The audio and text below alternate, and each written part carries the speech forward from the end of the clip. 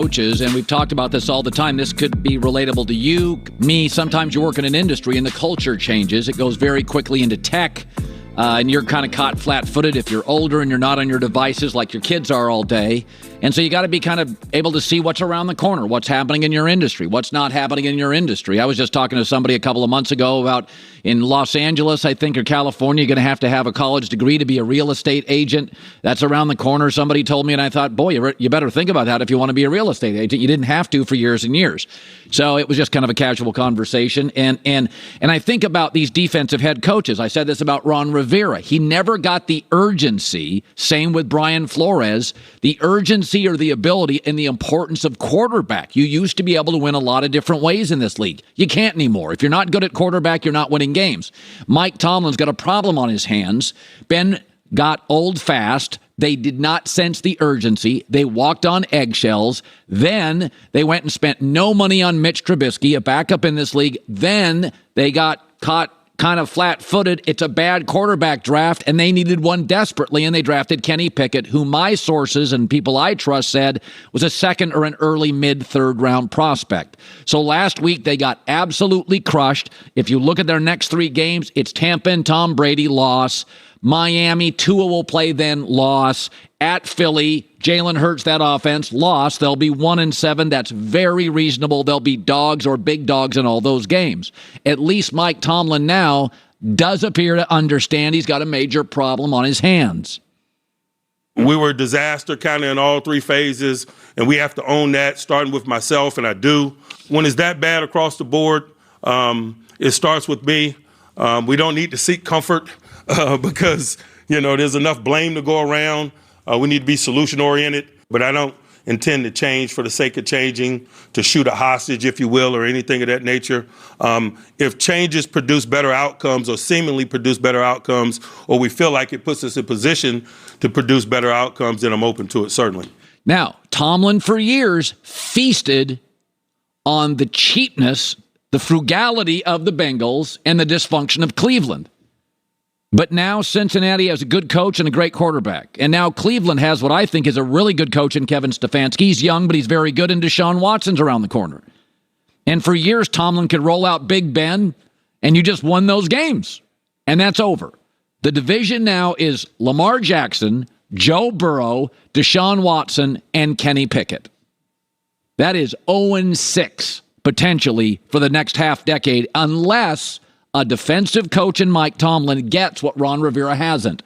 Urgency. You've got to do something big. You've got to take a big swing. Cleveland did with Deshaun Watson, like it or not. Baltimore did with Lamar Jackson. Cincinnati, Jamar Chase. They weren't supposed to draft him, right? They went out and got a star receiver. I think Pittsburgh's got to figure out over the next 12 games. Can Kenny Pickett play? If not, you draft another quarterback. These defensive coaches do not get the urgency of it. You draft another quarterback, or you go upstairs and you tell the Rooney family, we have got to buy the most expensive, talented offensive staff in the league. Now with Kenny Pickett, the good news is you're not paying him anything, so maybe you have to go buy the left tackle and center, best left tackle, best center on the market. It's not your skill players, it's not your tight end, it's not your running back. Your O-line's a mess, and your offensive coordinator's not working. But this is your classic example. If there was an offensive coach in Pittsburgh today, you know and I know, they would be making a judgment on Kenny Pickett and ready to move off him. McVay moved off Goff. Shanahan was ready to move off Garoppolo. You certainly have to be willing to move off Kenny Pickett in the next 12 games. J-Mac with the news. No. Turn on the news.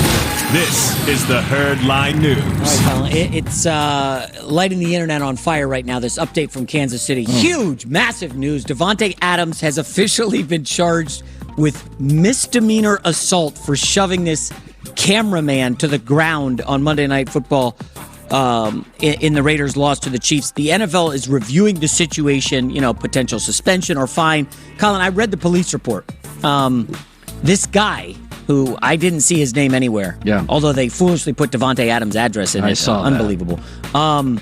He's claiming he got whiplash and a headache and a possible minor concussion. I'm surprised they didn't send Kansas City homicide on this. It's so. Listen, the judge needs to look at this, see the video, and toss it out the window and say, get the hell out of my courtroom. Yeah. This is embarrassing. Come on. Well, listen, my takeaway on this is I think most fans go to games, and it's a little too expensive. They hate the prices. But I'm watching the Dodger game last night. You're going there. You love your players. Yeah. You're rooting for your team. I'm watching Yankee fans last night. But there are an element of fans who are envious, jealous, bitter, and looking for payouts. We got people running on the field with a smoke bomb. He wants to file a suit. This guy wants to file a suit. Now, I don't like Davante Adams pushing anybody. A good rule is always just keep your hands off people. Politics, sports, just keep your hands off people. Now, at practice, when you're with peers, that's different. I mean, sports literally has people beating on each other. It's called boxing and UFC. That's their work. Physicality is the job of a football player. And he was walking to his place of business, the locker room. But I think this is a reality. There are a percentage of people out there, and they're just, come on. They're just looking for, they have a job, they don't love it, they're ticked off. He's looking for a payout. That's pretty obvious. We could say that, right? Come on. I would be embarrassed to file this. You got a headache and you're filing a lawsuit on someone? Yeah. Like, this is pathetic. But I did hear you there in keep your hands off people. Yes, I think that's a good rule. Yeah, Draymond Green, I wish he... well, but no, that's different. I know. That is a professional sports environment. You're not asked to keep your hands off people. Steve Kerr wants Draymond's hands on everybody. He wants physical. He wants him to push. Steph Curry came out and said, I didn't like the punch, but I'll defend Draymond to the core. He's made us a better team. So you're talking about sports is not sanitized. This is a civilian getting into an altercation with an athlete, and you're not going to be able to push him. Now, assault, Kansas City PD. It's a bridge too far for me, Colin. A little bit too far for me. All right, there's fans that are... Listen, the internet. It's probably 90-10 in favor of the camera guy. Can we call this guy a dope? I'm not here to call names. I'll call him a dope. Fine. Okay. I'll call him a dope. That's fine. All right. That's stupid. All right, next up, NFC East, Sunday Night Football. It's a good one. Cowboys taking on the undefeated Eagles. Nick Sirianni, he's already worried about trying to contain the league's co-leader in sacks, Micah Parsons. I think he's second in pressures. Parsons just wrecking game plans league-wide. Here's what Sirianni had to say about slowing down Micah Parsons. Whatever you do, again, you're trying to put your players in the best positions to succeed, and while you're doing that, you're trying not to allow their best players to wreck the game. And so he'll be accounted for every single play. That doesn't mean he's not going to make some plays here and there. He's a really outstanding player. I think we all know that. The league knows that. He's proved it for the last year and a half. Colin, I can't get over Nick Sirianni with the hat all low. Was he incognito? What's going on here? I will say, though, this is a tough spot for the Cowboys. So I really like Philadelphia early. The line has now jumped to 6. Is that Dak is going to practice today. So you got Cooper Rush and Dak now splitting reps. The team's not sure who's going to play. This would be a hard game to win with Dak healthy. Yeah. Now you've got like a 50% Dak plays. Nobody's quite sure. I think this puts McCarthy in a tough spot. This feels like a really, really difficult... My takeaway is you go with Cooper Kupp. You just tell Dak, we're going to watch some stuff here. But, this feels like it's a huge disadvantage for the Cowboys going back and forth on quarterback. By the way, speaking of back and forth, Cowboys were at the New York Giants. They had to fly to New York. Then they had to fly to L.A. Now they got to fly to Philly. Third straight road game for the Cowboys. Cooper Rush is a tall order. I like the Eagles. But, again, check that offensive line. There are some injuries for the Eagles. That's significant. Yeah. And finally, Colin, Patrick Mahomes and the Chiefs, they're hosting Josh Allen and the Bills in Sunday's, probably the best game of the day, although... Jets-Packers is right there with it. It's a rematch of the playoff game last year that was incredible. But for the first time in his career, Colin, this is a stat Fox unearthed. Patrick Mahomes is an underdog at home. That's never happened before. Well, I was thinking about this morning. Kansas City and Buffalo have some similarities. Very explosive offenses, high-powered, transformational quarterbacks. The difference is, do you think this will be a close game? I do. That's why I like Kansas City. Oh, interesting. Buffalo, this is why I call them, they're the Mike Tyson of the league. If you get them an inferior opponent, Kansas City will play around with inferior opponents. They'll win. They'll play around with them. They'll fall behind 17-0. Buffalo steamrolls inferior opponents because of their defense. And so when you have a defense as dominant as San Francisco or Buffalo, and they're facing an average quarterback, game's over in 5 minutes. I mean, that Pittsburgh game is over in 10. Kansas City's defense is not as dominating.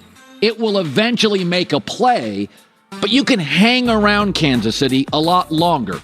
But when these two meet, I'm going with Kansas City. They have shown the ability to consistently fall behind, race back, and win.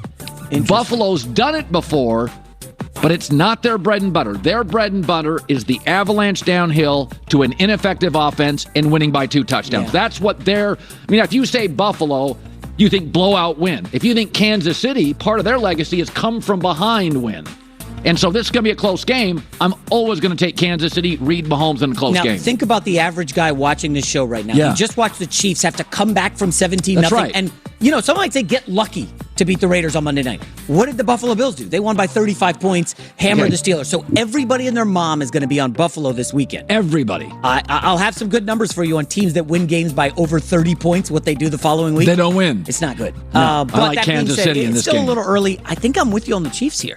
I think I like Kansas City. I like Kansas City to win the game. I do worry about that kicker situation. He's terrible. I mean, he missed 2 from inside 45 and then hit from 59. Did you see that? Yes. He's the backup guy, but at any rate. All right, Colin, that's it. J-Mac with the news. Well, that's